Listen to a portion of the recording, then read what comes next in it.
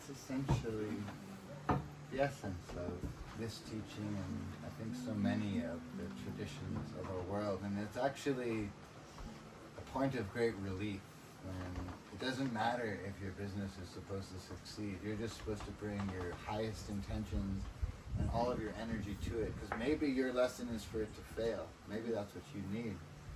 Maybe your relationship isn't supposed to work and it's supposed to fail, and that's what you need. Maybe your garden isn't supposed to grow, and with this attitude you can show up with the full vitality of your strength and your energy, because the rest has been taken care of.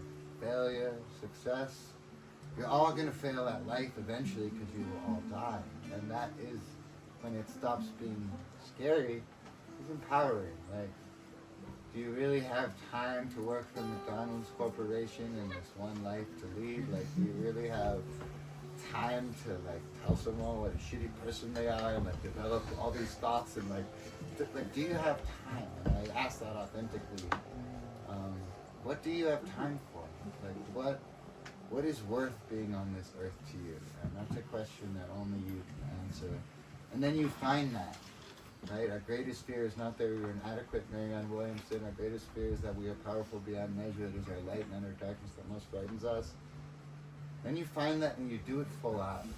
So whether that's dancing, it was a really intriguing guy from Singapore. Intriguing because he was like 7 foot tall to begin with, and he sat in front of me at a meditation retreat, so that's all I saw was this man. And then I would see his tall head dancing throughout the island in Thailand. And he never danced before his 10-day silent retreat, but he always danced after when I saw him. That's all he wanted to do. He gave himself, I don't know if that was his permanent life path. I had like 10 days intersecting with this guy in an island, but I know that it was a really moving conversation, because we think if we go into retreat, whatever that means for us, maybe that's just turning off our phones in the morning, we withdraw from the world, right?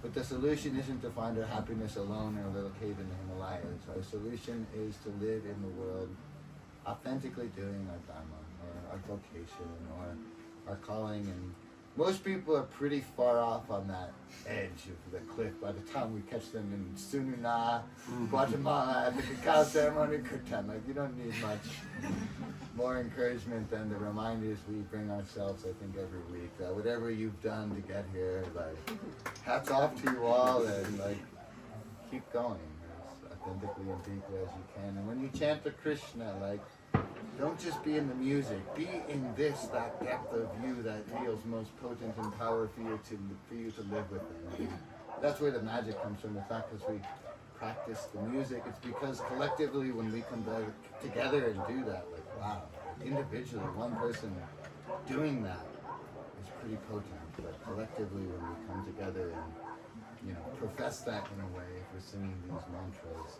we can do it the shallow way or really the deep way. And if we feel we're doing it from the shallow way, wonderful. Like, that's how you get to depth.